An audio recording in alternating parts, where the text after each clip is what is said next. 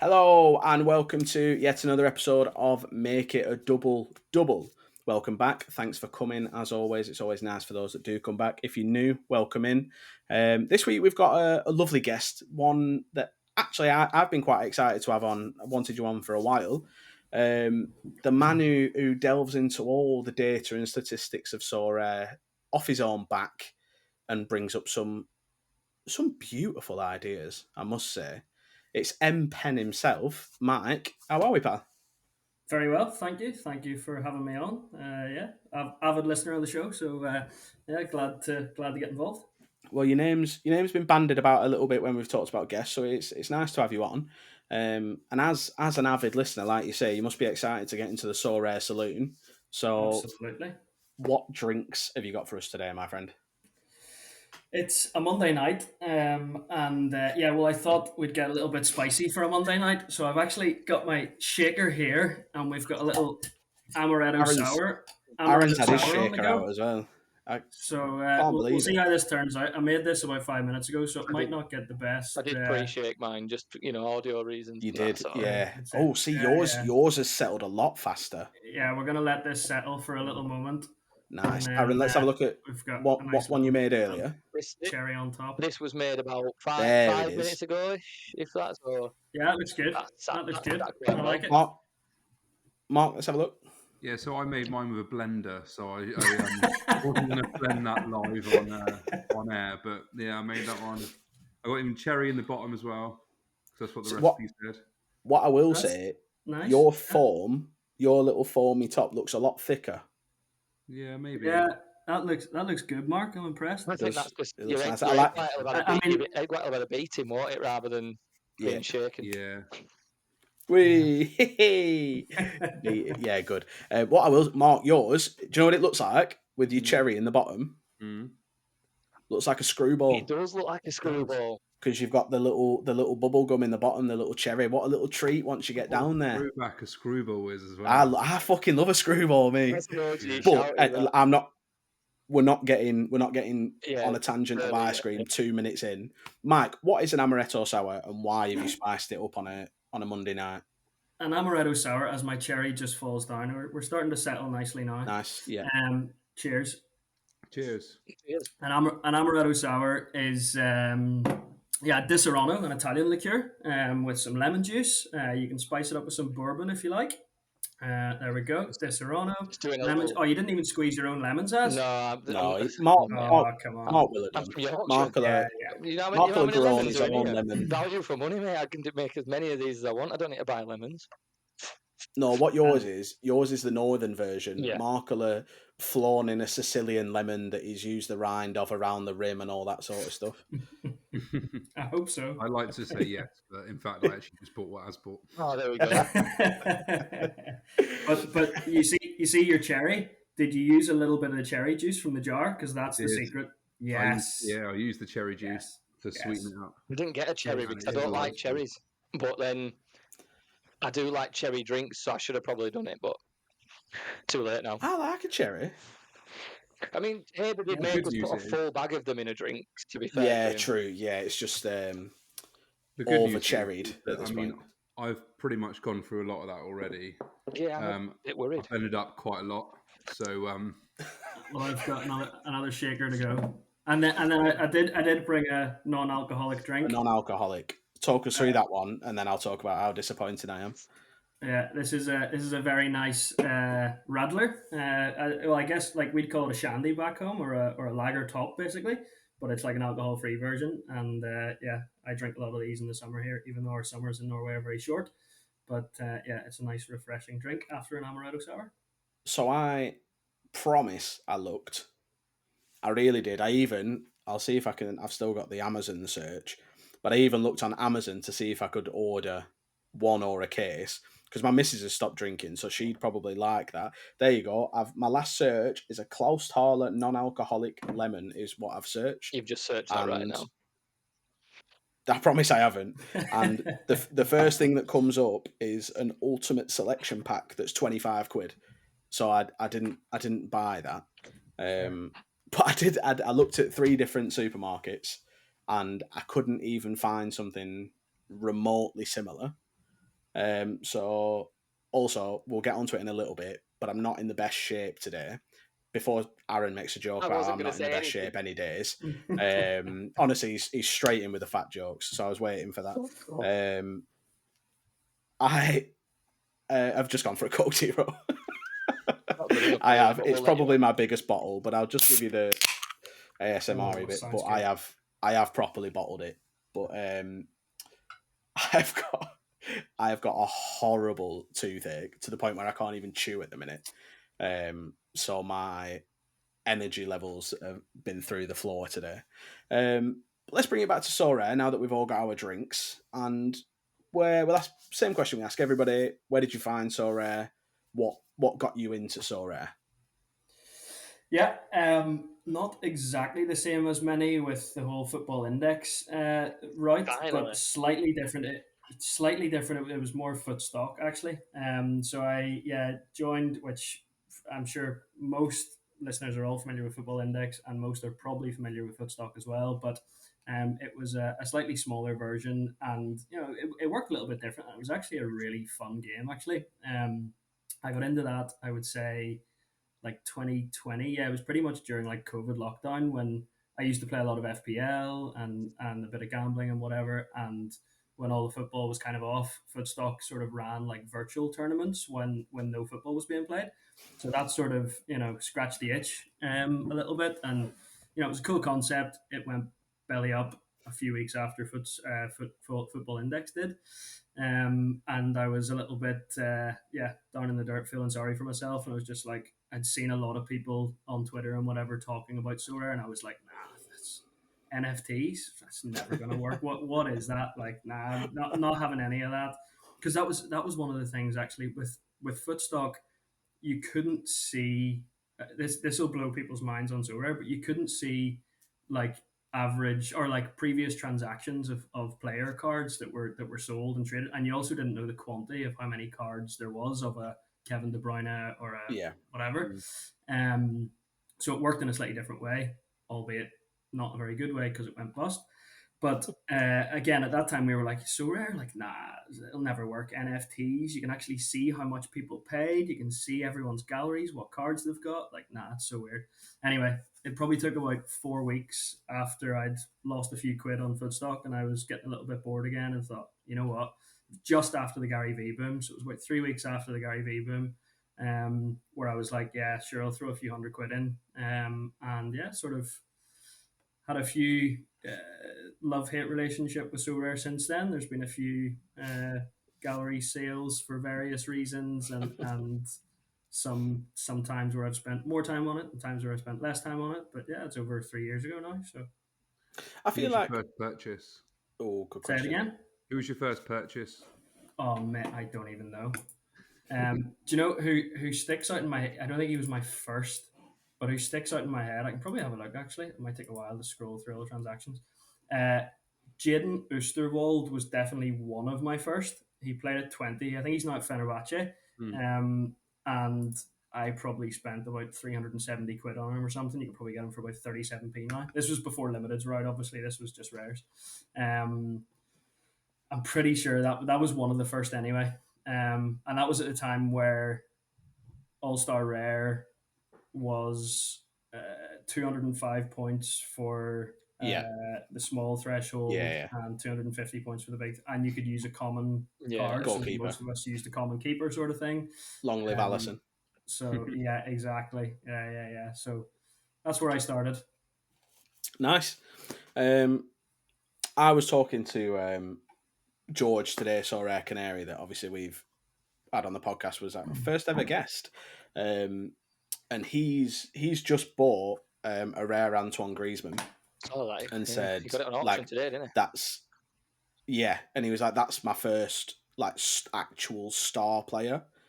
And then he said, not a made up star player like Julian Dessart. And I was just, I was like, do you know what? That's absolutely spot on, because really, like, in the world of football, Yeah, Julian Dessart is not nobody. that's But fair. like I was really thinking about like the players that are just incredible on this game, but like not good enough in terms of like moving to a bigger league or whatever. And then I Carlos was Hill. saying that you what? Sorry, Carlos Hill. Carlos Hill absolutely stunk it up for Villa. I think he got 4 goals in 35 games or something. And then obviously Swansea as well. Was he at Do you know Swansea? the Sart one though as well? Like that, I'm thinking of some of the players that I used to own before they kind of like. I'm not trying to claim that I'm a great scout or expert or anything. Don't get me wrong. This is more just like luck and hindsight. But like I definitely had. At the Sart very early doors. I had a Sugawara very early doors, who then Nice. quite a while after I sold him, then he started to bang, but he was shite when I had him. There was Grimaldo as well. Had him for Nice. ages when he was at Benfica, and he was one of those. When he was at Benfica, he'd either get 100 or a 21, whereas now Yeah, by yeah. Leverkusen it's basically 100 Just or a 100 every 95, week. Yeah. right? Yeah, no, there's some of those players where I'm like, oh Jesus, yeah. And then there's also I'm trying to scroll back actually to who was the first purchase. But I mean, looking at some of these names, I'm like, he probably doesn't even play professional football anymore. Who the hell's that guy? Where did he play? So, yeah. It's funny, isn't it? Like That's Speaking I of think players that are class on So Rare, I think I need to issue an apology out to the rest of the So Rare world because I won Pierre Lys Malou the same weekend that we did So Rare Sevens, right? I think I was at your place, Adam, wasn't I? When yeah, I you opened were. it, right? We just So picked up our burger. So I won him on the Friday, the 5th of April, right? He was too late for me to include that weekend, and he scored a 76 with 41 AA. Since then, he got a red card, so scored 28 points. The next game, he was suspended, and in the last game, he scored 37 points, and they conceded 4 goals, and he got booked. Prior to that, I think he struggled to score like beneath 60 for He'd about he 30 he'd scored games. he'd scored below 60 once in a year, and then you got him. Yeah. He's been fucking terrible the past 3 weeks. Because we were like, oh, that's actually like he's not worth a fortune, but like that's a really good scoring card. And then he's His price plummeted as well then, because I wonder what he is now. prices just are so volatile that kind of thing. Even though he's done so well previously, yeah, it will Yeah, he's literally. 12 quid now for his limited. Were it like Yeah, 12 26 quid. at It the was time? 25 when Mark got Yeah, him. like Yeah. it's ridiculous. Well, we talked obviously last week about like how things have been going with the revamp and the new games and stuff. I am now 3 game weeks in a row with a reward. What do you class as a reward? Nice. Either money or a card. Ah, right, I'm yeah, not counting yeah. boxes. But I won. So I fucked myself last week. If you follow me on Twitter, you've already seen it. If you're in the group chat, you've already seen it anyway. But I've got an Everton stack and just obviously threw them out against Liverpool, not expecting anything special. And I looked, and other than 1 game week since I've had this Everton team, the 5 that I've played are Pickford, Branthwaite, Tarkovsky, James Garner, and Dwight McNeil. Obviously Tarkovsky and McNeil, because Burnley boys, if I could play Sean Dyche, I would. So I thought, I can get a 4-man 220 out, but it means splitting up Tarkovsky and Branthwaite. So I'll stick a Drissagana game one of them, and we'll mix it up. If I'd have played the 5, I would have won my competition. I would have won a star in, I think it was Champion. It was either Prem or Champion Classic. And instead I came away with a tier 2, which I won Marcus Rashford, who's dog shit and doesn't even play now. So it's the second time that I've absolutely fucked myself out of a win. But that Everton stack coming in nicely. That Dyche ball is sorting me right out. Won me another 5 this week. Keeps it ticking over. To be fair, How was your boys' weekends? Everton have got the second most clean sheets this season now, is it? Yeah. So Yeah. obviously that's so big when it comes to so rare. Having like your keeper and your defender together getting clean sheet bonuses and stuff. So they should be paying out. I seen something that without their points deduction, they'd be 3 points off Chelsea in 9th, and they'd be like well in this fight for that Europa Conference League spot. Yeah. But I said this. I said as soon as they got that points deduction, that was the best thing that happened to them. Woke them up a bit. Because the last thing you want to give a manager like Sean Dyche he thrives on like everybody hates us. Let's scrap it out and piss everyone off. And since then, they've been great. Like I know they didn't win for a long time, but they had a lot of draws. And if they had anyone apart from Beto and Calvert-Lewin, they might have scored some goals. Like as soon as the points deduction came in, they won like 3 or 4 games on the bounce, didn't they? And then they didn't win for ages, and they sort of threw themselves back into a bit of a relegation battle. But then recently, they're either class. What they actually did was beat us, then not win for 12 games, and then beat us again. That's what happened. So thanks to Burnley, Everton have stayed up. But how's Sorare looking for you boys at the minute? I'm just down in this. Someone else can go first. I'm trying to get all my froth. Yeah, I was going to say there was silence, so it's either terrible or something's happened. To be fair, this weekend just gone has been... I say it's been atrocious. I've had some really good scorers.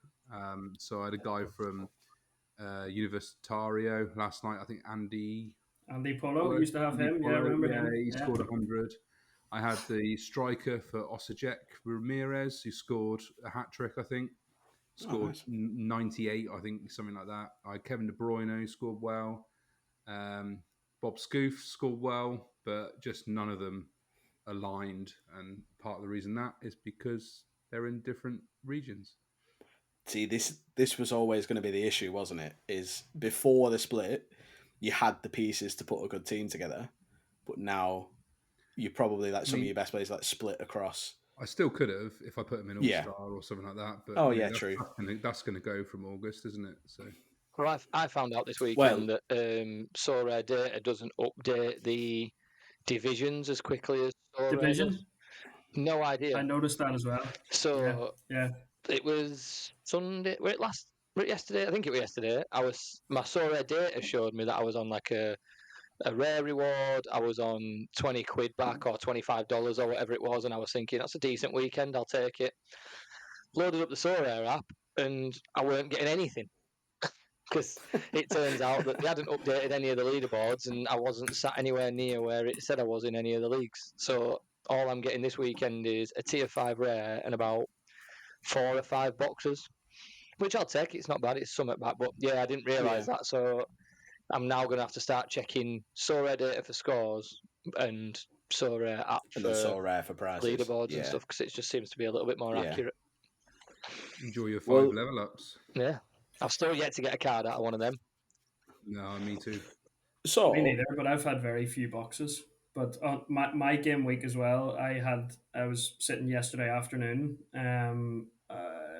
with one left to play, Nico de la Cruz, who's moved to Flamengo. Yeah, smashing it as well. Yeah, but I've sort of built a bit of a Brazilian gallery now in the last month or two, sort of thing. Sort of a fancy given the Brazilian Serie A go this season. Nice. But had a challenger in season, and I was there. If De La Cruz, he was my captain, so if he'd have got his max, I would have podiumed. And he was sitting on 69.5 at halftime. Just absolutely smashed it. Full time 67.5. He literally just did nothing the second half. Lost a load of duels. Gave away a bunch of fouls, got yellow carded, absolutely threw it. So I'm sitting in 28th. So it's like the lowest prize bracket is $25 in season, but sure, it's better than a kick in the teeth. Yeah, it's nice. It keeps it ticking over.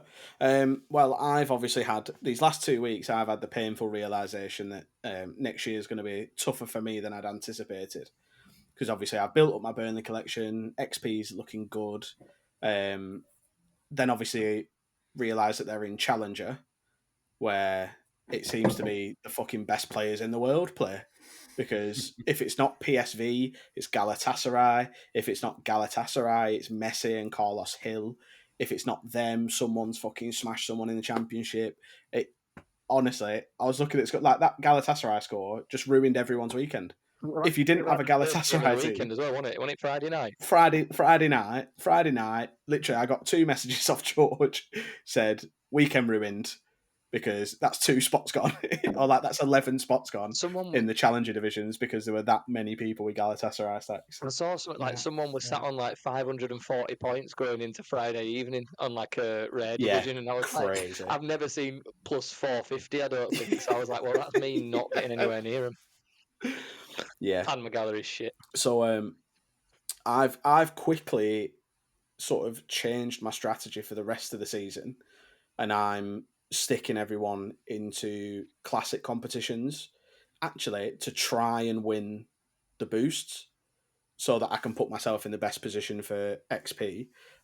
So like, because of the ones that I've won over the last 2 weeks, I've got a few of my Burnley boys now on 17, level 17, 16 and 17. So with a full summer of academy, there shouldn't be anyone in a better position XP wise. And then I'll try and pull a few differentials over the summer, and I should be in a pretty good position.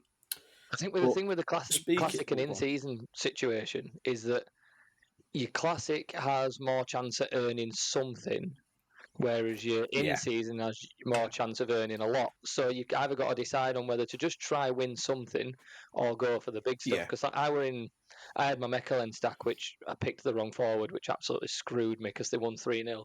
But I were on 368 points, or got 368 points, and it's got me nothing in season. But in Classic, I would have won a rare box. And it's like, as much as it's just one rare box, that level up is another 0.5% on someone else, or it could be a card, it could be a jersey, it could be anything, couldn't it? So it depends on what you're happy with. In Rare Classic Division 4, what do you think you would have needed to win a Tier 5 in Premier League? Premier League, Classic Season, Division 4. Rare, did you say? Yeah. I'm going to say low, right, because I've seen some ridiculous stuff. So I'm going to say like 370, maybe even lower. 318. Yeah. For a Tier 5 So rare. I've finished... 318. Yeah. Yeah, 318. I finished 19th, which is one position outside the rare rewards, on 311 points. That's no decisives, no clean sheet. My captain had an error leading to goal. Thanks, Sandy, you fucking dickhead. But even the classic one, what did I finish? 24 points in limited. Yeah, and you wouldn't have been anywhere near an in-season at all. You'd have been hundreds and hundreds Not away. even a sniff. Yeah. Not even a sniff. But speaking of like division placements and rewards and where they all go, that brings us round to you, Mike, and especially what you've been doing, I suppose, this year. Because what you do is basically try and make everyone, I'd say, feel better about So Rare by, you bring together all sorts of new ideas, look at the data and where it comes from and all that sort of stuff. What got you into what you do? If you guys haven't seen it on Twitter, by the way, we'll chuck your link in the description, because some of the stuff I remember, I think it was actually before any of the changes had happened. It was like your proposal for the cap modes and what like the differences that you could do there, and I genuinely thought it was fascinating. What made you start doing that?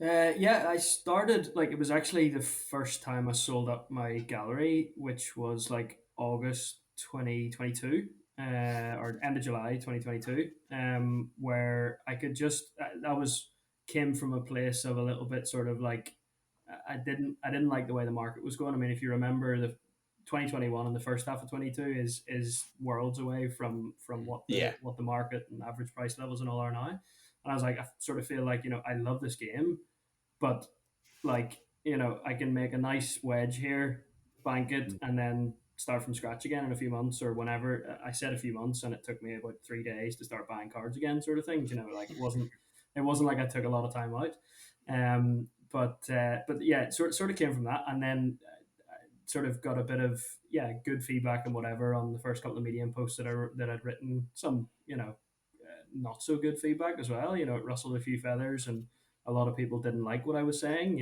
Whether they were extremely pro So Rare and I was saying something against it, or if they were bashing So Rare and I was saying something on the contrary. But I think it comes from a place of, I feel like nearly everyone, and please anyone listening to this, don't take this personally, but everyone just looks at So Rare from their own lens too often.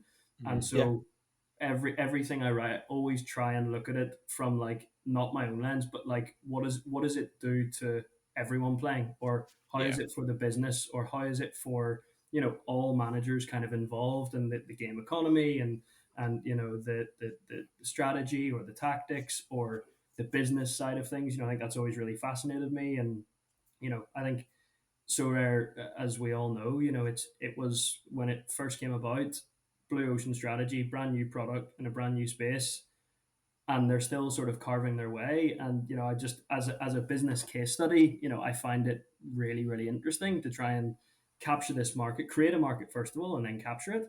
And yeah, I've enjoyed following the journey, and yeah, thankfully, So Rare have yeah listened to some of my ideas, or taken them on board at least, or I've discussed them with the team at times and whatever, and yeah, no, it's been fun, so I enjoy it. But my wife doesn't so much, so a lot of that is yeah, I need to sometimes cool it off a little bit because I can spend too much time in the evenings or whatever. How long does Well, it take you? How long does it take you to write one of your typical articles in terms of research and actually like penning it together? It really depends. Like, I mean, anything from like the actual writing part is not difficult. It's more all of the sort of like I'll often like have an idea or something will come to my mind and go, hey, what about this? Like, does that make sense? Or why am I looking at this way or whatever? And then I'll go and try and run some numbers, and then either it does make sense and there's some content to write about, or it doesn't make sense, and then I wait until there's another idea. So, sometimes there's an idea generated and I post something within a couple of hours, or sometimes it's a longer boiling thing where I'm like working on it over a few nights in a week or a couple of weeks or whatever, and then post it. So and do you like what is your like background? Like, do you have like an analytic background? Because like a lot of the stuff you do is like really in depth in terms of like the numbers, and especially like from the financial side of things. Like, where does your yeah, interest come from there? I don't work in finance, but I've sort of always worked in sort of growth, sort of in sales and marketing and that sort of area. And like, sort of always been, I guess, not entrepreneurial. I've never set my own business up, but like I enjoy that type of thing. And so yeah, just really being really curious, following So Rare's growth journey, and how the business has performed over the last number of years. And again, it just comes back to, I still think people are so much in their own little bubbles and their own little echo chambers where they don't really zoom out or think of the bigger picture sometimes. And that's sort of the perspective that I try and give when I write about it. I've Do you always feel thought that. sometimes Oh, go that on, Matt. So Rare's almost a victim of his own success in a roundabout way, in terms of Massively. how they, like you say, making waves in the new market, and sort of the Gary V boom that people talk about, which unfortunately I was Oh, post. we all were, man.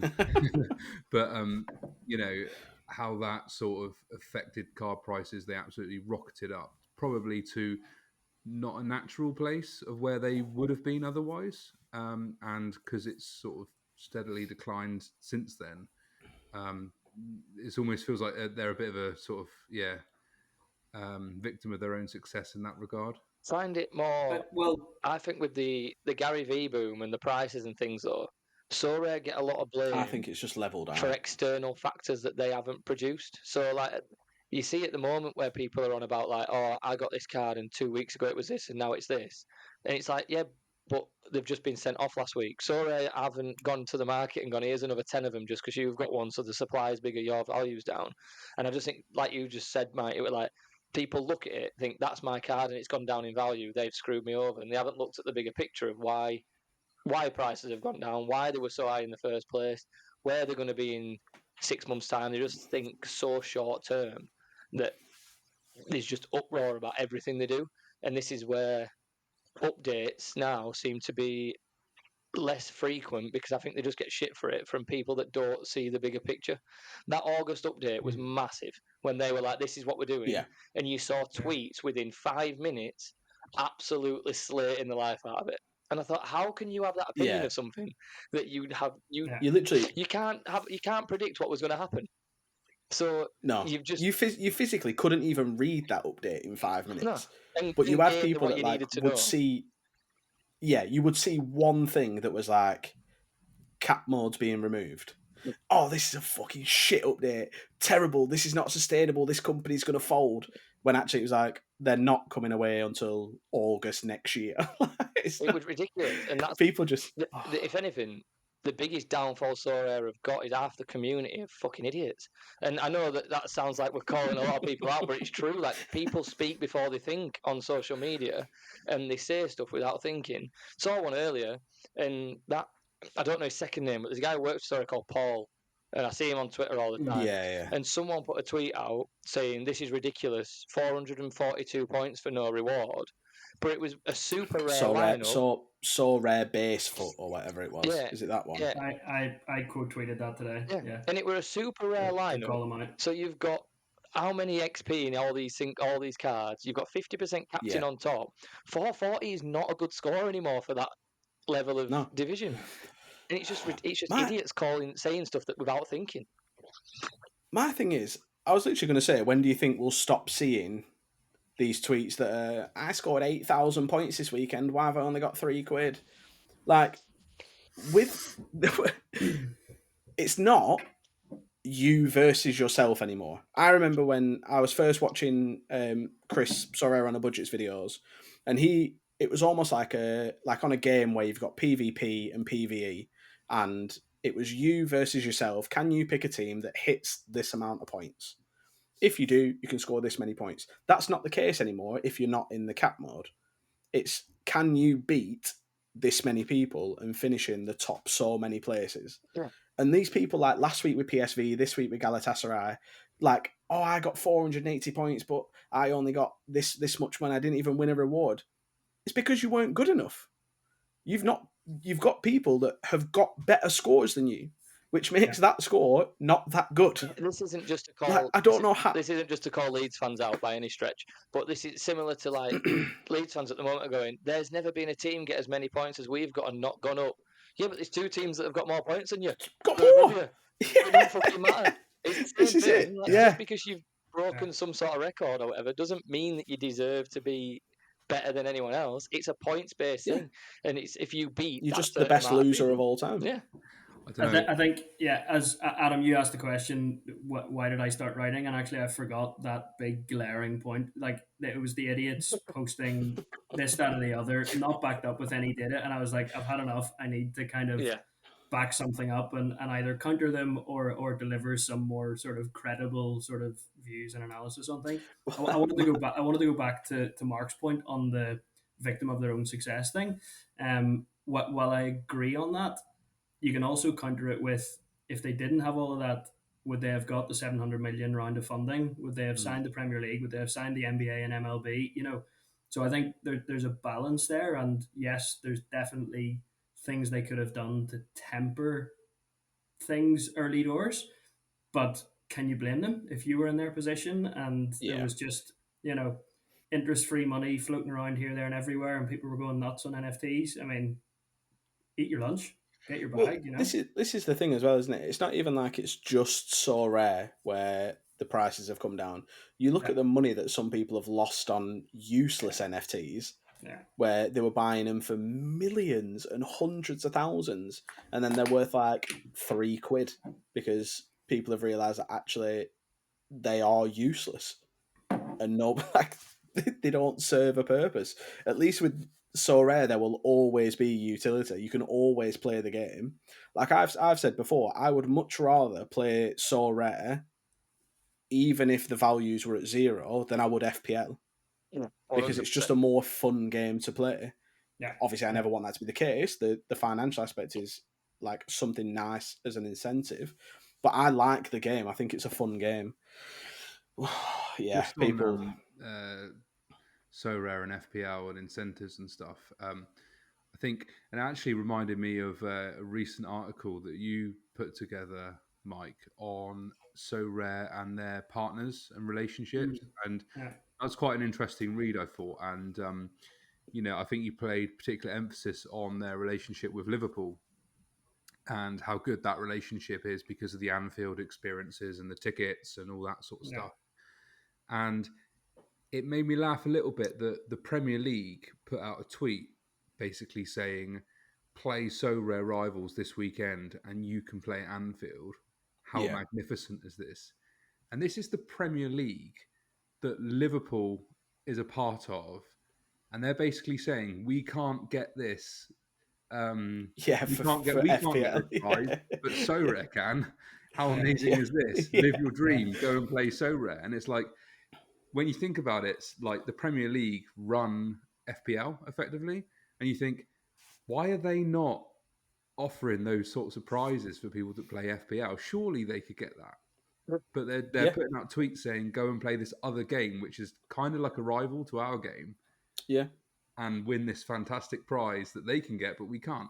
I'm assuming it's when it comes to licenses, not just NFT licenses, but surely Liverpool are going to turn around and say, well, are you going to pay us 700 million quid to give you this, give you this back? Just because we're part of your league doesn't mean we need to give you free experiences. So, but then this is where I hope So Rare haven't paid Liverpool 700 million. Well, that might have been a bit excessive. Or else there'll be another article. Won't be good.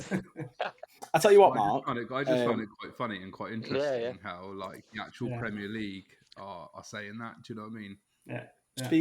Speaking of quite funny and quite interesting, as a Liverpool fan, Mark, how funny and interesting is you bottling the Premier League? Not funny or interesting at all. We've just had what's happened? We've had a really poor couple of weeks. Obviously, 2 or 3 weeks ago, we were in contention for. A lot of people thought we were going to win the Europa League. We were favourites. We weren't never favourites, I don't think, for the Premier League. But a lot of people were saying that we had it in us with our fixtures remaining to win the Premier League. We got smashed 3-0 at home to Atlanta. We then lost to Palace. Bizarre result that. Yeah, we then lost to Palace, lost to Everton, and now drew to West Ham, and all of that is effectively over now. I was actually having an interesting conversation with someone at work today about whether they thought actually Liverpool were just overperforming for quite a while, and actually we've kind of come off the edge, just burnt out a little bit now. I don't know if I wholeheartedly agree with that, but I wonder if you'd not spent so much money on certain players and stuff. Yeah, I also, a lot of people were saying, Klopp should never have come out and say he was leaving now. But that's what I was about to ask. Yeah, I don't necessarily agree that has a massive impact. He came out and said he was leaving back in whenever it was. Was it January? Something like that. Yeah. Quite a long time ago. I don't know. It's a real difficult one. There seems to be some sort of unrest in there, but we just waste chances. Do you reckon more defensively, and we waste chances? Darwin Núñez has missed 27 big chances this season. If you gave those chances to Alexander Isak, he puts half of them away. Yeah. Do you reckon? And we're probably top future of the league. Ballon d'Or winner, by the way. Do you reckon Klopp's lost the dressing room? Like, obviously, because he's leaving, do you think that maybe respect's not the right word, but almost like desire to win for him that it feels like you had before, like just isn't there? Because like obviously the argument with Salah on the touchline. He should never have put Salah on, by the way. If Salah turns around and shouts at him like that, he should have fucking dragged him straight back onto the bench and put someone else on. Bench. Yeah. Or do you reckon it's just that you've run out of inhalers? Pitches weren't quick enough, ran out of inhalers. Too windy, not windy enough. Too sunny, not sunny enough. Yeah, grass is too long, grass is too short, too much grass. Yeah, whatever excuses we've heard in the past, yeah. Do you know what? I honestly don't know, mate, to be honest. I don't think no one knows apart from the guys in the changing rooms. And in fairness, it's just a massive, from my point of view, it's just so that's not the word is, just so sad to see it end sort of this way. Do you know what I mean? Considering the successes we've had and what we could have won this season, we were in such a good position. I don't know if bottling it is the right word because Arsenal and I City, don't think bottling it's No. we're Yeah. always up there, and it was always going to be. It was 3-horse race, Yeah. until mid-April, which is the first time it's been that case for I don't know how A long. while. Yeah. Yeah. So I Now wouldn't you're like to call us shishkin in that bottling it. 3-horse race. Pardon? Do you not get Shishkin? Just got his like best horse of the last God knows how many years got put down today because it broke its leg.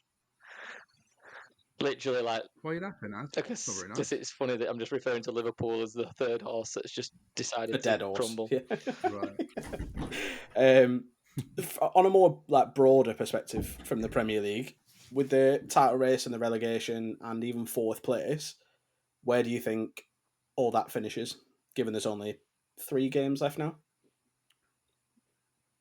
It's actually the weird thing about Liverpool is that we've gone from potentially winning the league to now looking over our shoulders.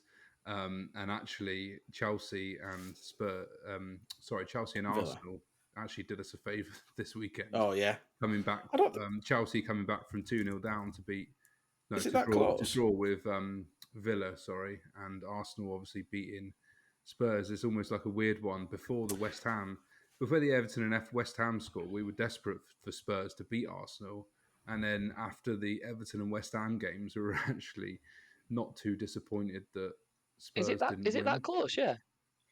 No, I thought that It's not. not. I It's don't not, think but it's look Spurs over your shoulder kind of They've thing. got a few games in hand, and there's a few people looking over shoulders. You've got 75 points, and you're Villa safe have got now. Yeah, you're 67. safe. Yeah, so it's not. Yeah. Anyway, It's we're not not, talking relegation. Can we talk about something else, please? Well, no, I do actually want to talk about the Premier League relegation. Oh, that's fine. Just no, Are we no other actually? leagues relegation. Are we saying Villa are finishing fourth? I hope so. Is that a bigger Have achievement? Have you seen Spurs' fixtures? Yeah, well, they've got to play us next, week after next, so it's 2 not games going to in win. hand. Liverpool, Chelsea, City amongst that. Yeah. And Burnley. Yeah. And Burnley. And Burnley, thank you. Sheffield United. Yeah. One of the most informed teams in the league. It's like the 2 easiest teams and like the 3 hardest teams in the same running. I don't think you can say we're one of the easiest teams now. Not right now. You No, can say it because they're 19th, but we've lost 1 in 8, so we're not easy. We're not as easy to beat as we were, and that one is because Muric kicked it against Calvert-Lewin, so it's like half in 8. It don't even count. Can we mention Muric's goal of the month? Yeah. Let's talk about. So, fuck's sake. Yeah. So Brighton. This isn't bad to you, man. Weirdly, as much as it's embarrassing for Muric, yeah, it's more embarrassing for Brighton. It's mental that it's happened. But Brighton have scored 1 goal in the month of April, and it was Arianet Muric's own goal that he let roll under his foot and brushed it with his studs. So that has won their goal of the month competition. That is unbelievable. I love it. Oh, ridiculous. It's absolutely ridiculous. So apparently we'll know the result of Forest's points deduction appeal this week. Obviously, if they get their points back, it all but rules even if they get them out even if of they relegation. Get 2, even if they get 2 back, yeah. Two takes them away. But if they don't get their points back, where do you see the relegation battle finishing? I'm in a really tough spot because I want Forest to burn in hell, but I want Burnley to go down because they've bought all the cards now, assuming they were going to go down. Yeah. Luton, I'm not asked about. I get the fairy tale side of it, but I really don't care. I think that kind of gimmick's kind of gone now. I really couldn't care. But I won't mind a Forest and Burnley going down just so I get the benefit of both. Be a win-win for me. Thank you for that. It's for me, obviously, it's a really frustrating one because, I mean, I'm sure people will be messaging me when it actually happens, but I said with my chest at the start of the season that we could finish top half quite comfortably, and that we wouldn't be in a relegation battle, and I still stand by. We have the squad capable of that. You look since Muric came in. I know he's made 2 howlers, which it is what it is. It's done now. We've lost 1 in 8. We've given teams that we shouldn't be fighting with fights. Like drew against Chelsea, arguably we should have won that game. Drew against United, could have won that game if we'd have finished our chances. And Robbed against you're Luton. still 19th.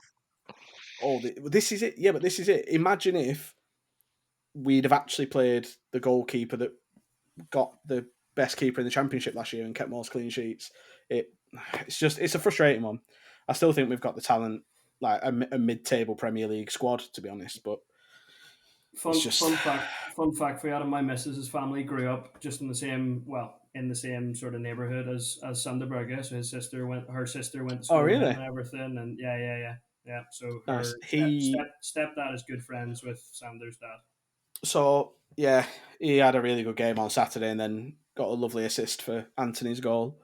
But he's my player at season, to be honest. He looked a bit shaky first couple of games, but he's settled into like a more advanced role. He's just he sort of Rolls I don't Royce. know. Yeah, but I also feel he could have and should have done more with his career up to this point. No disrespect to Burnley, but you know what absolutely. I mean, he hung around at Sheffield United a season or two too long. I remember Liverpool were sniffing around for him. Was it 2 years ago or 3 years ago or whatever? Yeah. And like, I feel like he could have and should have pushed on, but for whatever reason, I know he's had a few injuries and whatever, but you know, he should be. You know, Norway now talk about the golden generation of Odegaard and Holland and stuff. Like his name should be mentioned amongst them, but it's not really. You know. Yeah. So is he going to stay next season? Do you think? It's a tough one. It's a tough one because he's the perfect kind of player for any team that goes up. But I think we're in a position really where we don't want to sell players for what we've paid for them. And I think we paid 15 million for Berge, I think. Just thinking of picking him up. That's all the rest of it, lads. I don't think we'll take less than that. I'm actually seeing a little bit of talk about Jordan Bayer leaving at the end of the season. He's got Premier League and Bundesliga teams sniffing around apparently, and has obviously not played for us since December, I think. It's one of them. It's tough, innit, getting relegated. You never know. There's a few. I think if anyone's going to leave, Berg will be the one from the midfield that leaves because he's obviously proven that he can do it. Odebear is a talent. He's fucking 19-year-old and run wingers, run fullbacks ragged. It's one of them. It's tough to say. Mike, you were actually. Oh, sorry. Go on. What? No, I was going to say actually. I support Newcastle. Yeah, I thought so. Newcastle. Yeah. So Burnley only have 2 games left of the season. But because we'll beat you next week. Yeah. Well, yeah. Other way around. But thanks for doing us a favour against United this weekend. Another small world Burnley coincidence. We did a little So Rare Norway meetup weekend before last, and there was a guy with a Lyle Foster Burnley shirt on in the pub, and I was like, yeah, of course. First of all, I've never seen a Burnley shirt in Norway. Never mind a Lyle Foster 17 Burnley shirt in Norway. And I was like, what's the deal? And Adam actually rocked up at your So Rare meetup in Norway. Yeah, it was me. Yeah. He was South African actually, and he knew Lyle Foster from back home. So it was one of those. Nice. But, nice. So he's not been one of the ones that's been saying that South Africa as a nation should sue Lyle Foster for not going to the Africa Cup of Nations. How was your meetup? Was it? Did you get? I saw the pictures actually. Yeah, it was good crack. Yeah, there were 6 or 7 of us. There was quite a few boys. I mean, the geography of Norway's like really fucking big. Like Oslo itself is a pretty small capital city. I think we're like 600,000 people or something just in Oslo, and that's the biggest city. And then you've got Bergen, Trondheim, and everything all out in the west coast, but they're like a flight away. You know, it's not like you can sort of journey over. So a lot of other So Rare Norway managers are all based on the west coast. So yeah, we had quite a few of us from Oslo. It was good crack, and we've said, oh yeah, we'll do this every month or every couple of months. And Dan Toftern, probably see his name on Twitter and whatever. He's our whale from this part of the world. He's got a ridiculous gallery. It's massive. Because I think he was bidding on a Sander Berge that I won. And I looked at his gallery and I was like, "What? Leave me alone! I remember why are you bidding? Leave me alone. He seems like a proper sound guy as well. He's all over Twitter, and he he puts does. all his lineups and that all over Twitter. He does seem like a good guy. Yeah, his gallery's beautiful. When are you going to bring over the Norwegian contingent to So Rare Sevens then? Oh, mate, absolutely. I mean, I would love to. Unfortunately, I can't make the summer one now. Either Paris or where's it, Ilkeston? Yeah. Summer's a bit mad for us, but the next one, as long as I get the dates in advance, I'll make sure that at least I'm there. But I'll do my best to get a little Norway team together. That'll be good. That'd be sick. You'll cover our flights, right? Yeah. Mark, I think Mark, you said you'll cover people's flights, I didn't think you? Toft is, mate. Oh, is it? Yeah, Oh, exactly. cool. Yeah. I'll tell you what, if someone else is covering it, I'll fly, and I'm only half an hour away. Just use his next week's rewards. He'll be all right. It'll cover it, I think. That'll be good. Yeah. We'll just have to get the event sponsored by Pranksy, and then we can just fly people in from everywhere. That's what we need to do. Yeah. Shall we play tenor ball?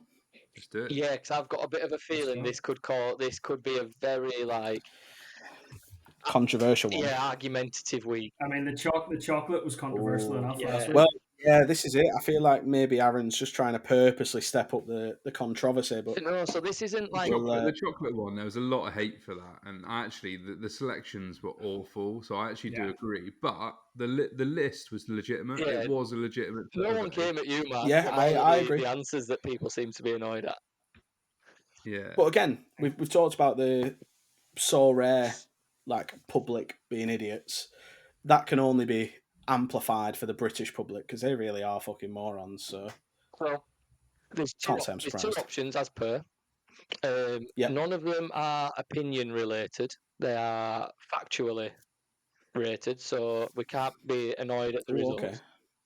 One of them, we'll see. One of them, I've got a slight feeling. You know, my memory's a bit shit. We potentially have done it before, and I'm a bit nervous that we've done it before. But we're that many in now, I really can't remember.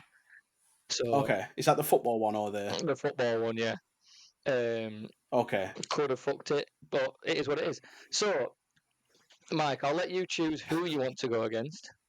Bearing in mind, Adam's football knowledge is far superior to anyone else in basically Europe. Yeah. So, the first one is about major sporting events, and the second one is Premier League related. So I'll let you choose. I won't give you too much on them, but you can choose who you want to play on each question. Right. Well, given what you're saying, I'll take Mark on Premier League and Adam on major sporting events. Now. Yeah, that's a good choice. Yeah. It's a good choice. Okay. Now, the reason it's slightly controversial is because I'll give you the question, and then I'll kind of. So we're doing Premier League first. No, we'll do the events first. So this is the 10 most watched sporting events of all time, but. Or individual sporting events. Yeah, but not as in like it could be different years for the same sport. It's like which sport has got the most views for that individual sport itself, as in for a single event, if that makes sense. Oh, okay. So you couldn't have them the same sport in multiple times or not? That's what I mean. The sport is only in there once. Okay. Or the event is only in there once. But it's like from the top 10 most watched. They classed it as, and I've actually emailed myself the link in case it's controversy, so I can forward it to these two. So I've got evidence of where I got it from. They classed it as the top 10 most watched sporting events, which could include event or individual game. That's how they worded it. So that's just me clarifying it so that I don't get shit for when you say something that's not right. So again, for clarification, do we need to say the event and the year it took place? No, just the event. No, just the event. Yeah. And it's 10 different sports. 10 different sports. Right. So the League Two playoff final can only come up once. Yeah. I'm going to say it's 10 different events. I'm giving a bit away. I wouldn't say specifically a sport as such as an event itself. Yeah. Okay. That's all I'm giving you. So, Mike, would you want to go first in this one, or do you want to go first in the second one, which you don't have the question to yet? I'll let Adam go first on this. You let me go first on this one? Oh, yeah. God. I mean, I guess I'll start with what hopefully is an obvious one and say the Football World Cup, or that World Cup final. The Football World Cup is number 1. Okay, thank you. Hopefully, the other easy one, the Super Bowl. The Super Bowl is number 8. Oh, Number shit. 8. Oh, wow. Right. Yeah, I'm coming with references, by the way. Don't come at me for this list. No, that's fine. I'm trying to think. Like, Well, I'll give you, I suppose some figures as well, by the way, because I've wrote them down as well. Oh, okay. The World Cup, Lovely. Look at you. 5 billion over streams and views and things like across the platform, and the Super Bowl only had 115 million, according to this list. I suppose the Super Bowl's only one game rather than the full event. So I suppose, speaking of like a month worth or whatever, I'll say the Olympics. I'll say Summer Olympics. Thank you for your clarification. That is number 5, and that is 2 billion. 5. And the clarification on that, maybe a clue. Yeah. Well, that's what I was just about to say, but then it's sort of like, all right. Let's go with Wimbledon. Ooh, Wimbledon is number 9 at 25.6 million. I don't want to. No, I'm not. I don't want to fall into that trap yet. I'm trying to think. Like, I'm just trying to think of big events, to be honest. I'll say Tour de France. Tour de France is number 2 at 3.5 billion, apparently, across the event. Yeah. Wow. Which surprised me. I think it's every day for about. Yeah, that's the thing. It was like viewers over the whole event rather than a day's worth of sport. Let's go, given the population of India, Cricket World Cup. Cricket World Cup is number 3, 2.6 billion. Well, that year that England won it, that was big figures, wasn't it? Was that the Ben Stokes innings? Yeah. Oh, the absolute dream. Still one of the greatest sporting moments of all time. It's up there as one of my favourite moments ever, to be honest. Yeah, 100%. Okay, I will fall into the trap, and I'll say Winter Olympics. Winter Olympics is number 6 at exactly the same viewership, apparently, of the summer, 2 billion. Oh, nice. I suppose the same people. So we've had 1, 2, 3, 5, 6, 8, and 9, I believe. 3 to go. Yeah. Number 4, number 7, and number 10. Right. And it is difficult at this point.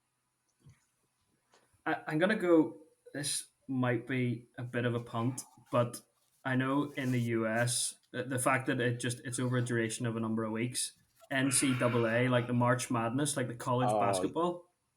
That's a pretty good one. I'm just going to quickly check something.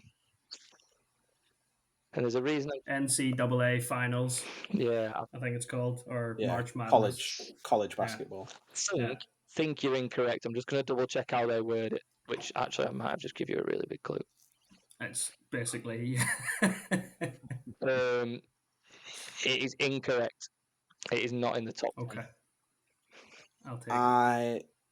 This was going to be one of my answers if we got to that point anyway, but I'm torn between two. I'm torn between sort of following up on yours, Mike, or going a bit risque. I'll follow up on yours and I'll say the NBA finals. Yeah, that's number 10. I didn't know because again, I'm going to say it's worded similar in the article, but best of 7 in it. So. Yeah, the NCAA is 15th for clarification. Oh, so it is up there. Close. Which also, just in context, that's crazy. University basketball. College, is the 15th most watched sporting event in history. That's mad. So you've 2 left. One of them I would say is obvious. The other is not so. I'm not going to give you any more than that. I'll give you one more clue. They are the same sport. Oh, you just said there was no same sports within the top 10? No, so there is. It's sport or event. So I think I know what you're saying. Okay. that's Okay. what's Well, your then that's sporting events? okay. Then that's throwing me off because I was thinking like it was a risky one, was Rugby World Cup, but I'm not going to go for that then. The same sport. Yeah, it was hard to clarify the rules on this one without giving a The lot away. parameters. Yeah, I get that. Oh, I think I know. I can't even. I mean, MLB's not that big, is it? Like, but then it's the finals. You've got the World Series, MLB World Series. Go for that. That is incorrect. It's not on the Right. list. So Interesting. that's both. Because I know Japan loves their baseball, so that's what I Yeah. thought. It's 2 lives gone. So and Adam, you went first. So I do think you've won, but shall we see if you can Yeah. get one? Yeah, yeah. So when you say the same sport, what I'm thinking is a sport that's been split into two. What So do you mean? So like rugby league, rugby union. Just as a hint, So I would I say wouldn't go down that route. Then okay, well I'll go with what I watch every weekend and say UFC. Yeah, No, Can I interesting. go on, Matt. You said World Cup, so I'm going to say Euros because you said sporting event. No, it isn't on there. Football is the correct sport. Is it? The Champions League, Champions League Okay. final, and the Women's World Cup. Because it was Ooh, good. the Women's World. Wow, good. Yeah, The latest Women's World Cup apparently got 2 billion viewers over the event. that's mad. Yeah, Fair play. fourth biggest viewership of the. Fourth overall. Yeah, yeah. That's good. Love that.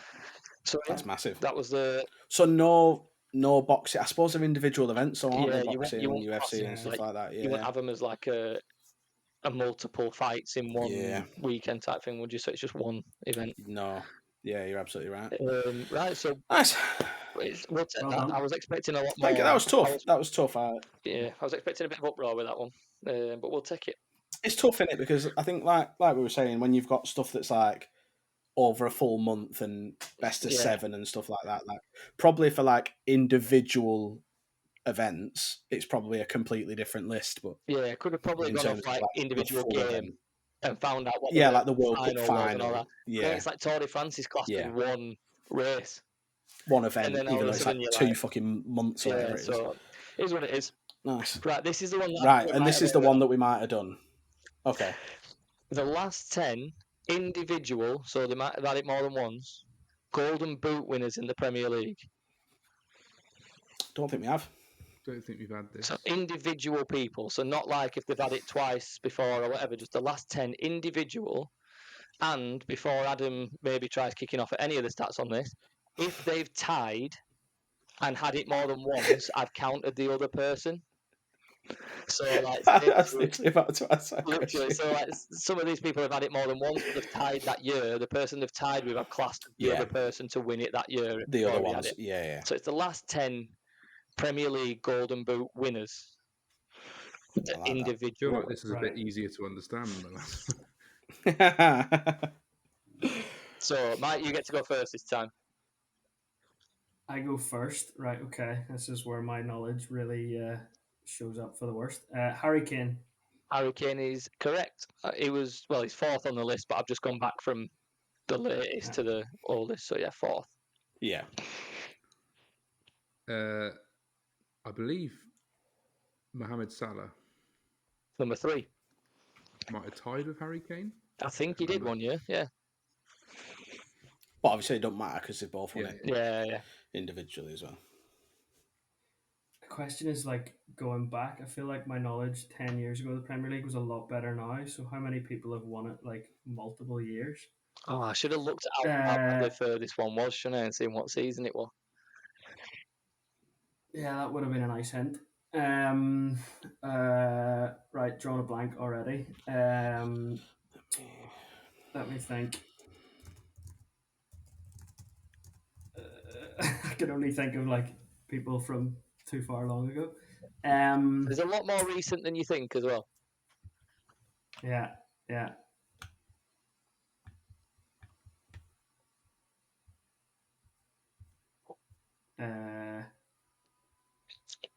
It was Holland there last season, or is this no Holland? Yeah, he won it last year. Yeah, Haaland is the latest Right? winner. Yeah. Yeah, of course. Yeah. I was like, no, did he win during this season? Yeah, sorry. I just tried to get a list up so I could give you some years, Aaron, and the only article that came up was 2018. I got it off the Premier League's actual So site. yeah, that's it. Always good. Yeah. So you said Haaland. Yeah. That was going to be my next one. I'm going to say Sergio Aguero. Sergio Aguero is number 8. Good. Right, so that gives us a bit of a range then, doesn't it? Yeah. So if Gives he you an was, idea. You know what, Adam? I think you'd be able to find it quick. Just put like last 10 Golden Boot winners into Google and go on Prem site. It'll tell you. That's where I got it from. if Aguero's 8, I'm gonna go a little bit risky, and it might be. I think it's probably before then. Robin van Persie. Robin van Persie is number 10. Yes. Nice. Sneaks on the list. So I'm going to say Luis Suarez. He's number 9. So you've got 2013-14. Yeah, you've got 1, 3, 4, 8, 9, 10. Right. That's thrown me on a 4 to few. go. Because some of the others I'm thinking of are older than that. Me too. Yeah, Like, I've got your Thierry Henry's and stuff like that. Drogba, You've got your range Shearer, now, so you know. Kevin Phillips. Yeah, I've got all those old ones in my head, and I can't think of recent. I'd have said 2 of these have thrown what I would never even thought of actually thinking about if you're looking at Golden Boot winners. So there's one that I'll throw out at the end that as soon as you said it, I had locked in up here. Was that Jermaine Defoe? That's not my guess, by the way. I couldn't possibly say, Mike. I couldn't possibly say, mate. Well, Don't want to influence anybody. He's surely not on the recent list. No, never mind that. Ignore that. Right, trying to think recent. God. This isn't giving you clues, by the way, but don't forget you've not got the one before Haaland. We've got 1 and 3. There's one the season before. Kevin De Bruyne is going to be my guess. Kevin De Bruyne is not on the list. No. Do you know what? I've got. There's some cogs ticking. Yeah. There is some steam coming out there. I've got a couple that I think have won it. Do you know what? I'm going to say, I think he finished joint 1 year. I'm going to say Sadio Mane. Sadio Mane is number 6. He did finish joint 1 year. Can't remember who with or what year it was, but he did. In fact, I don't know. So the year was 17-18. No, 18-19, sorry. Yeah, so you've had 17-18. Salah won on his own. I think he scored the last day of the season. So you've had 1, 3, 4, 6, 8, 9, 10. So you need 2, 5, and 7. At this point, that doesn't really help you. You've just got to try and think of someone that scored a fair few in a off season that maybe only did it once. Yeah, I sort of feel like Son had a really good season at one point. Heung-min Son's going to be my guess, and if that takes me out, that takes me out. I think he's number 2. Heung-min Son is number 2. Yeah. Do you not remember? It was like printing money if you put Kane and Son to score or assist. Yeah. Because every week they were setting each other up for goal after goal. Yeah. So we just need 5 and 7. Did Son finish joint with Salah? I think he did, yeah. Now you're just showing off.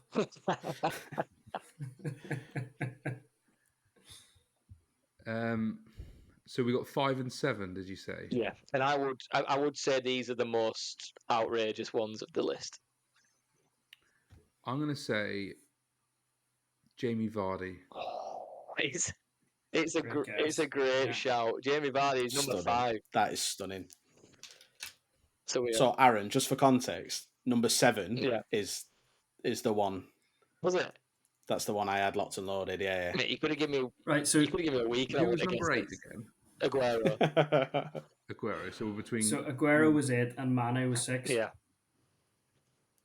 Right. Seeing as you've only got one life And left it's- anyway, I might give you a clue. Oh, do I give you a clue? I'll do it. We're all friends here. I don't think it's that. If you're gonna give the clue that I think you're gonna give, I don't think it's like that crazy of a clue. I was gonna say the team that he plays for, none of the others have played for. Oh, that's good as well. It's not what I thought you were gonna say, but that's a good. I was that gonna is say a good I was clue. gonna say don't give me the clue because then it makes me look even worse when I don't get it right. I don't think it does. I think this is a tough This one. is a- This is a tough one, and it's only because I'm a fucking nerd that I had it ready to go. Yeah, like I'd have never got this in a million years. He is a striker. It's not like some Yeah. random season that a Yeah. right back decided to score 20 odd goals. Oh no, he's a He's an well-known out-and-out player. striker. Yeah, I'm gonna show him now. he still plays. Yeah. Still playing. I've got an idea. It's a bit early. I had an idea there, but I'm not even sure if they were in the Premier League that season. Well, it's not So them that then. ain't gonna help.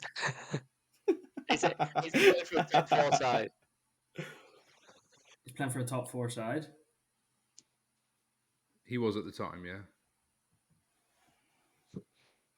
And just to keep throwing clues at you, that team is still top 4 now. Right, Egan, enough of the clues. Bernardo Silva. No, it's Oh, not Bernardo no. Silva. Mark, do you think you know it? Right.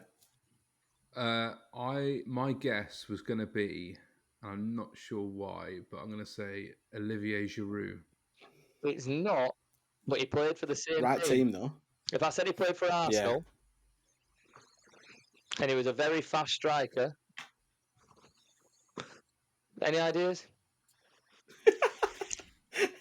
I'm blank. Can I put people out the misery? Yeah, go on. Yeah, please do. Pierre-Emerick Aubameyang. Ah, So it was a 3-way tie between him, Salah, and Mane. yeah. Because then I think Aubameyang won African Player of the Year, but they were all African forwards playing in the Premier League that won the Premier League top scorer. Yeah. And that, I think Aubameyang turned up in like a tracksuit or something, and everyone else was in like proper smart suits. And he just he's just got a stupid hat and a fucking tracky on. Everyone was wearing tuxes and stuff, and he turned up in a tracksuit. He turned up in a fucking snapback. Yeah, what a boy. So yeah, Vardy was a great shout though, by the way. Yeah, Mark. That was good call. clutch. Good call. Well, 2-0 to the pod. Well done. Make it a double. Nice. It oh, done, I like it.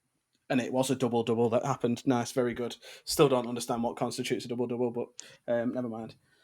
No, I do, because Dwight McNeil gets one every week. Should we go straight into Sore Red Darts? We can, because we've got a little bit of positivity to it this week. Have we? We do. We've not gone bust like we did by 40 points week before. No, and to be honest, we could have probably got closer if one of the players didn't drop an absolute stinker. So, Yeah, I'm sorry. I can't remember. Did you choose him? I think so. So I went with... Nori? No. Oh. I went with sick. Victor Osimhen, however you pronounce it. Osimhen. Oh, Ocean Man. He turned up. Yep. He got a 79.8. Oh, nice. By the way, let me tell you this story because it is funny. Did you remember the screenshot I put in about that guy telling me and put my Napoli stack into a academy lineup? Yeah. So I bought one of the I don't even know what they're actually called, away cards for Napoli. I bought a Napoli stack. Yeah. The magnificent ones. They're the ones. Put the photo on Twitter of the team, thinking, this will get Soares' ass twitching. They'll love it. They'll be like, oh yeah, someone's put more money in my pocket. Nicholas can buy an extra glass of wine at the weekend. Type vibe. Works as well. You get some great attention on Twitter when you do that. Anyway, someone replied saying, you should just put these in the academy. It's a throwaway game against Roma. And I was like, yeah, this fixture's a write-off or something like that. And I was like, yeah. Why? There's no need to be such a dickhead, mate. Like, also, no need. In football, there's no such thing as a write-off fixture. And then the lineups came out. Zielinski DMP'd and they had a 4-man team and it absolutely wrote it off. And I was slewing the guy. I was absolutely slating him. And then eventually it was like, I was right. And I was like, yeah, you're not wrong. So I'll let him know. What score did it finish though? Rome, They beat him 2-1. Yeah, so it's not. So he wasn't right. No, it wasn't, because if I'd have picked another midfielder, I would have won a reward with it, actually. So Yeah, so you can fuck off. I mean, he was kind of right. I fucked it. Anyway, Ossian got No, he can fuck off. 79.8. And then Yep. Al Naturi got... Is it Al or 8? Is it... How do you... AIT. Yeah, I know. LEG. 47.2. So, you know, Yep. we're on a decent score. James Madison got 37.8. It's awful for James, is that? That's a shocker. So we got 164.8. 15. It's closer than we've come in a long time. 15. It's closer than we've come in a long time. So, Chris Bullstar went with Emil Forsberg, the family man. Yeah, had a ball. Yeah. Ibanez, I think he was called from Tigres, was it? Ibanez? Oh, yeah, Ibanez. And then he went with the absolute monster that is Sarah, what's he called from Norwich? Gabriel Sarah. Yeah. Sarah. 237.2. 237? So that, when he was doing it, if I remember correctly, he knew Forsberg was going to do well, and he knew Sarah was going to do well, and he picked Ibanez because he'd come off the bench. He was bang on, and he got a goal in 3 minutes. Oh, fuck's sake. Did he only play 3 minutes? And he scored? Fuck's sake. But he would have been... work it out, he would have still bust, because he'd have been on like... Would have been bust anyway, because... Like 210, I think it was. Sarah scored 100, yeah, he dropped 104, got 69.6. So... Yeah, that's 169 already. Fucking hell. He didn't need him to come on and get sent off in 3 minutes, not score. Yeah. So he didn't. So we won that week, which was quite good for us.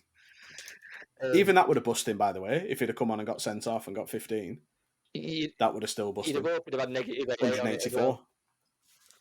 Foul booking. Oh, maybe, yeah, we have foul. Yeah, true. He might have hit bang on 180 if he'd have got sent off. Oh. Who knows? I ain't even looked at ours this weekend, by the way. So, Mike, you were saying you've listened before. I'm going to have a look. Have you pre-thought it, or are you going to wing it at the time? I did. Well, I messaged Mark before. I was like, "Are there any rules to this? Is it like no stacking or any like that?" So absolutely nothing. I've gone. Am I telling you? Is that? Yeah, go for it. Yeah? Give it us. So mine is. It's a little bit as a Newcastle fan, Premier League themed in the fight for sixth place. And so Adam, sorry, but Bruno Guimaraes is the first name in the lineup. Who I expect to score something like 80. Getting bullied off Sander. He's getting bullied off Sander. I can't lie. He may well do, but he'll still score 80. And then Isak up top, get a nice round 70. He's performed a little bit better than that the last couple of games. And then to tie in with that, United are going to blunder again, and Onana will either have an error led to goal or concede 3 away to Palace, and he'll still make some good saves, so he'll score about a 30. And I think 70, 80, 30 puts me at 180. That's my target. That's the first person that's especially that a lot, yeah. That's the first person that's picked a keeper in the hope that they concede 3 or get a negative. Yeah, I like that. Until he decided to Superman punch Amdouni in the face, he's the only reason United got anything out of that game. He made some fucking unbelievable saves. Yeah. And he did it at the game at Turf Moor as well. They beat us 1-0 because Bruno scored a worldie and we absolutely pasted him. But he made like 6 or 7 unbelievable saves. Great saves, but he's also got a few blunders in him. So him punching Amdouni in the face being the highlight of that. Yeah. Big up the Swiss Messi, by the way. I hope he starts this weekend. I've got a few in my head, lads, so I'll let you go first, and then I'll pick who I think suits the 2 that you've picked. Mark, do you want to go first? Yeah, happily, yeah. So, my Rodez boys, who are absolutely flying, by the way. Yeah. They are flying. So they are currently in the playoffs in Ligue 2, considering they scraped relegation last season on the dodgiest thing ever. Yeah. All the... Stop laughing. I'm going to ramble whether you like it or not. No, you just creased me. Have you got there for a game yet? No, but I need to. So I'm thinking when we go and do the Sora Sevens in Paris in July, obviously there'll be no games on, but I have actually looked at trains down to Rodez afterwards to try and do like a stadium tour or something. That'd be sick. Yeah. Anyway, all the League Two are playing Friday night, and Rodez Two. are at home to Annecy. And I'm going to go for Killian Corridor. What I'm a big fan of is you chucking out a French "de," but then corridor, Annecy. How corridor? Killian Corridor. Simple, sir. And he'll score a goal and he'll get 5 AA, so we get 6. I don't want to bring it up again. It's just giving Joachim Anderson. Oh god. We all know the British make no effort whatsoever. I thought you were going to make effort when you chucked out the "de." I thought you were going to give us a little bit, but then you went corridor. Yeah, but if I say League Two, it just sounds like I'm talking about like Swindon Town. Oh. You can never get it right with accents. Either you put the effort in, get it right, and people take the piss out of you, thinking, "Oh, 100%." you know," or you butcher it, and then they're like, "Yeah, what are you doing?" Like, that's not how you say I it. promise I would have taken the piss either way. Yeah, exactly. It's when you go on holiday with your mates, and like you always get one of your mates that's like, "Oh, I've tried to brush up. I've been practicing." Yeah. And then they go to order something, and then they go like, "Un beer," or they go "un oka," as they think that they're like fucking speaking fluently. Yeah. To be fair, what I found in Italy was that a Coke Zero is just Coca-Cola Zero Zucchero, which I was a big fan of. Yeah. Big fan of saying that. Easy. Yeah, when me and my wife went to Paris, we like made like a proper effort to speak French to people. The problem is, the second you get a response that's not what you were expecting, it just throws everything out of the window. You fucked. The second one word comes out that I'm not anticipating, I'm like, Parlez-vous anglais, please? Please? Nice one. I don't have a clue what you just saying. It's like what you two boys have just said have reminded me so much. Do you ever remember Kevin Bridges, the Scottish comedian? Yeah. And he had a sketch exactly along those lines where he was like, going out to Spain with his mates on holiday and put the effort in with his wee phrase book and whatever, and got to the restaurant and said, "Una mesa para cuatro, por favor." And the guy spoke back to him in Spanish, and he was like, "Do you do chips, mate?" It's classic. I fucking love. Yeah, that was a good Kevin Bridges impression. I love Kevin Bridges. It's funny. It's class. Yeah. The bit about Husreis is honestly one of my funniest bits of stand-up that I've ever seen. On about getting a takeaway and then someone starts cooking up some rice. Called him house rice for the rest of his life. Fucking Husreis. We'll bring it back to the English roots, and I'm going more out of hope than realism. And I am going to say, because Sheffield United are going to absolutely batter Nottingham Forest on Saturday. I reckon maybe 3 or 4-0. Got a lot of confidence. I've just seen that he's pulled his hamstring, so he's not playing. Fuck, never mind. Fuck's sake. What? Is this you that's on about here, or the player? Because you've pulled your hamstring as We'll well. talk about my fucking hamstring in a minute. All right. Not my knee for once. We'll talk about my fucking hamstrings, my tooth, my hamstring, everything. I was going to say it. Yeah, it's true. Oh, good point. There you go. I was going to say Ollie McBurney, but apparently he's out till early June, so I won't pick Ollie McBurney. I will pick Gustavo Hamer. Capable of a long-distance goal, scored a nice one against us. Hopefully, praying that they get something out of that game. So it's more in hope than realism. Well, seeing as I do feel like we need some points, I'm going to go with Hani Mukhtar at home to Charlotte, I think. Best forward in the game. Is it Charlotte? I think it's Charlotte, but he's finally scored at the weekend. Good goal as well. Finally scored. Yeah. Good cracker of a goal. Good goal from outside the box. I've got hope that just springs him into some sort of fucking form now, because if not, I've wasted a lot of money on him in the summer. So I'm hoping that, he starts kicking off now. So, I'm going to put Hani Mukhtar in there. Yeah, they played San Jose, didn't they? Yeah. I don't want to be that guy, but I'm pretty sure they're comfortably the worst team. Yeah, they are by far. Yeah, it's their first draw this season. And you can tell they're the worst because he had a long shot, came back to him because his first shot was that bad. He then had time to take a touch, set it, and have another long shot to put it into the back, put it into the back stick. Fuck's sake. But it went in at the end of the day. That's all that matters. Now he's got his confidence. Yeah, We're ready massive. to go. Yeah. Well, I was excited to settle in and watch some MLS on early doors Sunday morning. Stayed up for the Houston Dynamo game, and Griffin Dorsey got sent off 5 minutes in and ruined the entire game. So I went to bed. And they got beat 2-0. Honestly, I only needed 5 AA from Franco Escobar to get only the 270 threshold in limited. He got -2 AA. So I couldn't even hit 270 with 5 fucking starters. Yeah, the thing is, I didn't have confidence in any other fixtures apart from McNeil as captain. So what's the point in me picking 340? Of course, I'd rather hit 340 and get whatever it was, $8 in 340. Yeah, and hit that and get $8, or I'd rather hit 339 and get nothing. Like the $2 to me is like a slap in the face going for 270 now. Yeah, well, I got $2 last week and it kept me ticking over. Bought me a Delbridge who's come back in for the K League, which I'm excited about because I bought another K League team. Anyway, on to my injuries this week. So injury roundup this week. We've already talked about the old fucking toothache. That's a shite one. So we all know at this point, you're all as well versed as I am out there that I am recovering from ACL surgery. That has meant that they've taken hamstring from my left leg to use as a ligament in my right leg, which obviously means that my hamstring in my left leg is significantly weaker and shorter to the point where I've now pulled or torn my hamstring. So I don't know which way to limp at this point. Your other hamstring make your other one better.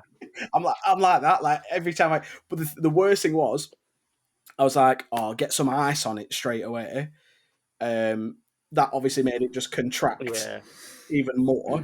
So I literally couldn't move my left leg because it felt like my hamstring. It was like someone had a string and they were just pulling it as tight as it would possibly go, and it just felt like it could snap at any second. I was like, I'm just going to lie down. Remind us where you tore your hamstring. Sorry, Sevens Ilkeston, bring on July. No, you didn't. That was your next style. Where did you?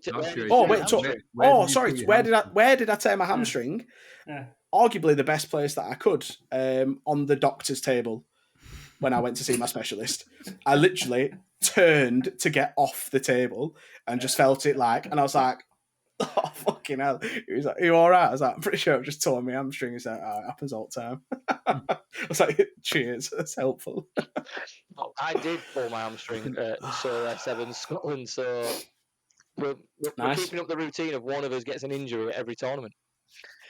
Yeah, perfect. I'll be back there reffing, hopefully. Well, maybe we'll see. I'm sure I'll be able to stub my toe on a table if I'm doing the admin or something. Who knows? I can probably top your embarrassing hospital stories, but I think I might leave that for another day. Oh, see, now you've piqued my curiosity. You've got to do it now. You can't just tease us like that. It's like the crisps list. So, good few years ago, went to day surgery for a very minor operation. Yeah. Said minor operation had me, basically completely naked in a backless gown prior to surgery, as you do. Nice.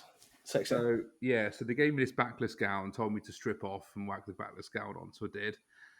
Put my stuff, including my phone, my wallet, my keys, everything like that, in my bag, left it on the chair next to the bed. Anyway, they took me down to surgery, wheeled me down, and the nurse said, oh, is that your bag there? I said, yeah. She said, oh, I'll whack it in a locker for you for when you come back round and that. So, all right, fine. So I went in surgery. It wasn't very long. It was like half hour or something. I came back out, come round, nurse come round to me and said, oh, how are you feeling? Blah, blah, blah, blah, blah. Oh, you can get changed now. So I said, great. Can I have my stuff? And she was like, yeah, sure. She was like, where is it? And I said, oh, they said they put it in a locker for me. She went over to the lockers, opened all the lockers because there was no one else in this day hospital at this time because it was about 5 p.m. and they were shutting at 5:30. Nothing there. Right? She was like, there's nothing here. I was like, what do you mean there's nothing there? Where's all my fucking stuff? So, turns out, the nurse, right, they wheeled me off to surgery. Before the nurse went to put my stuff in a locker, which she forgot to do apparently, there was a bloke next to me, right, who was being transferred to another hospital, right, about 25 mile down the road, right? The ambulance team came and picked him up to take him to the other hospital and took my bag with him because they thought it was his, right? Fuck's sake. So I come round for this surgery in a backless gown, completely naked, with no clothes, no phone, no wallet, no house keys, right? They also said, how are you getting home? And I said, well, I was just going to like ring a taxi and jump in a taxi. They said, no, you can't do that because, taxi drivers aren't allowed to take people after they just had surgery. Yeah. You have to get a friend or a family to pick you up.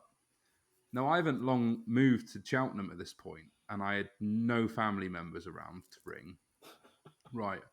I had a few mates in the town, but all of which were either working or couldn't drive, right? Yeah. So I had to borrow the hospital phone, ring the office, right?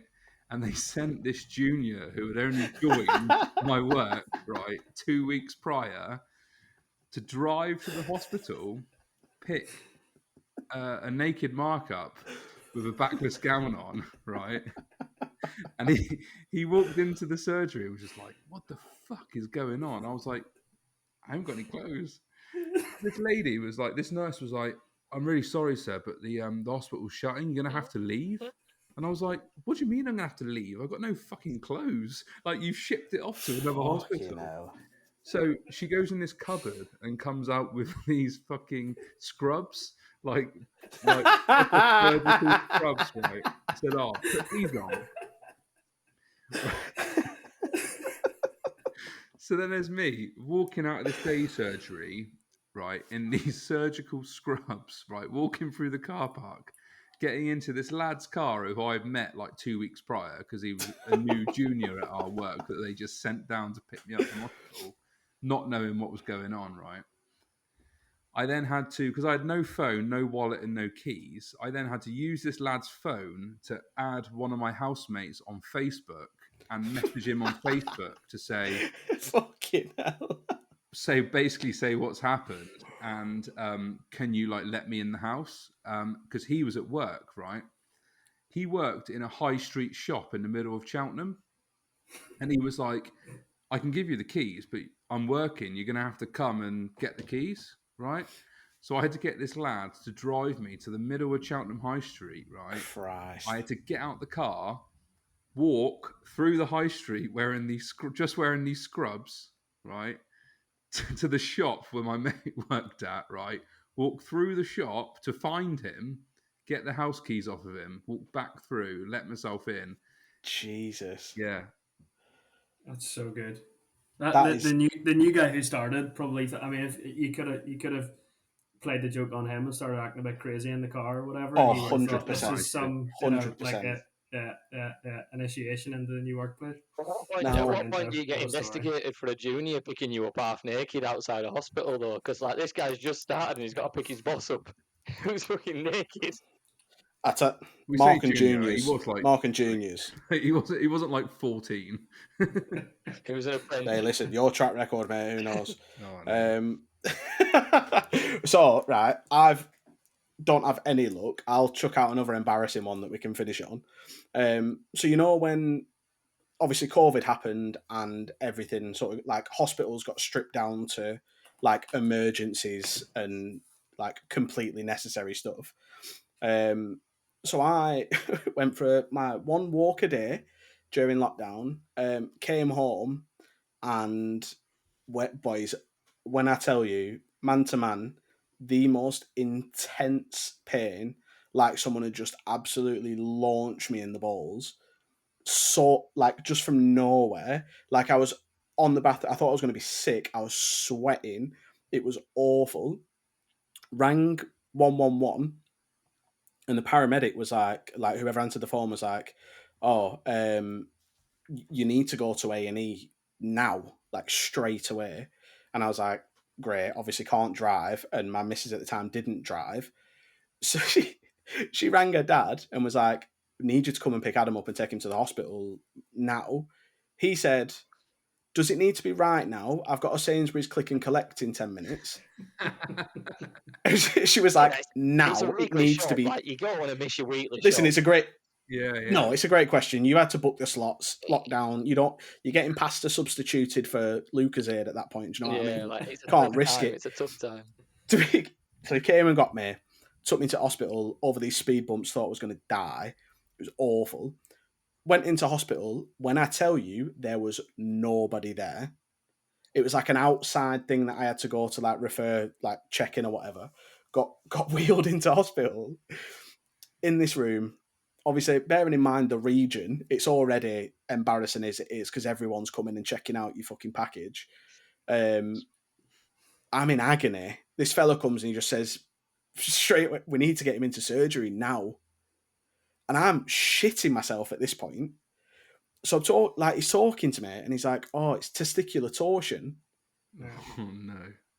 And I'm like, what do you mean? And he's like, oh, they basically twisted. Yeah. And apparently it happens, it's quite common under 25 and happens to like 1 in 10,000 men over 25. I'm 27 at this point. Do you know what I mean? Fucking what are the odds? So 1 in 10,000. I'm like, what? You just said, what are the odds? And you just said, it's 1 in 10,000 over Oh, 25. fuck so off. I just thought Shut up. I literally just said, yeah, fair play. Good point. You're more switched on than ever today. I'm impressed. So I've got my backless gown on. Luckily, it's backless and not frontless. So take me in. But again, because there's nothing happening, I'm getting wheeled into like theatre. And when I tell you I got a guard of honour, there's just 2 lines of people like outside the theatre. And I'm just like, what is happening here?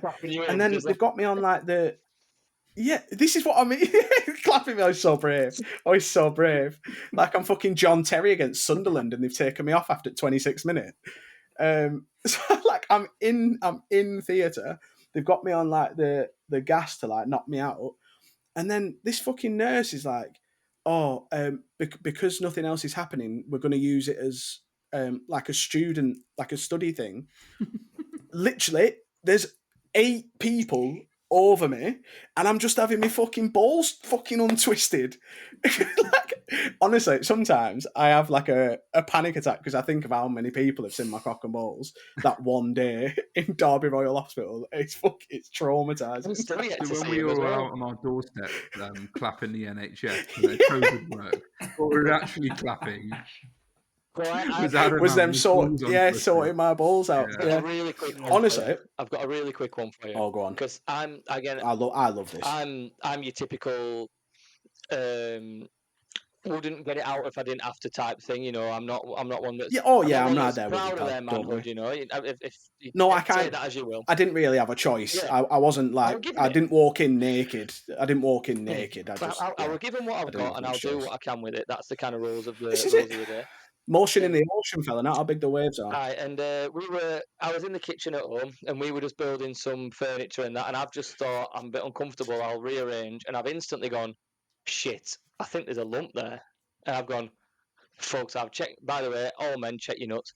I was there, and I was like, I can fucking feel something here, so I was like, right, I'm going to have to ring doctors. Rang them, got in the next day. I've gone to the doctors, and I've never got the worst. What did I call it now? It's like I'd left my dick at home. That's the kind of way I'd gone to the doctors and I was sat in the waiting room thinking, like, it's all right. I'm here to get checked. It is what it is. It's a dangerous game, and you've just got to do what you got to do. I've gone in, seen that it's a woman who's about to check my nuts, and my cock's gone, no, not today, thanks. There's absolutely no way I'm coming out today. I looked like I came out with an extended clip. That is literally how I walked out of that doctor's office. And I'm crying. And she was like, right, if you just turn around and drop your pants for me. I was like, I will do, but I need to find 3 things first. My left nut, my right nut, and my dick. Because I am struggling at the moment. So I was like, right, I need to be quick here. So then she's like feeling around, and she went, oh yeah, I can feel what you mean and all that. So I was like, oh God, she's even found the lump. I can't even find my nuts, never mind the lump at this point. And she's found it, so she was like, we're going to have to refer you for an ultrasound. It does get a bit worse. I've gone to this... it gets worse. It does get worse. I've left my dick at home. So I've gone to this like ultrasound. I've gone for an ultrasound because they was like, yeah, we need to get this checked.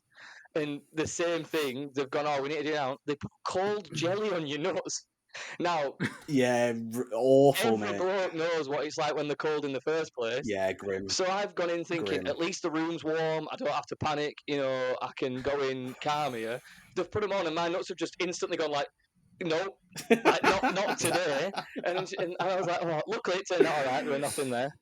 But I would just, honestly, I've never had a day like it. I came out and I had to bring the missus, and I was like, honestly, small dick syndrome has never been a thing until this point. It was literally like, I went in, she went, drop your trousers, and it just went, gone.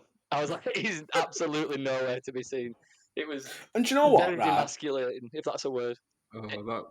Emasculating. Same thing. Hilarious. The way you said, I left my dick at home. I left my dick at home. That's incredible. Killed me. That killed me. But also, obviously, that's what happened. Because why the fuck would that not happen?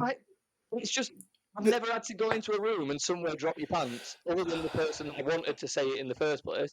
And like, you've then got to be like, shit, I've actually just got to drop my kegs and get my fucking balls fondled here, which isn't as awkward as it sounds, actually. I've had it twice now. I'm not in a weird way, but it's just got to the point also, it doesn't actually... Let's just clarify. Find it that awkward. Everything all good, though? Yeah. At this point, we never know. It's been a while. Good. Okay, good.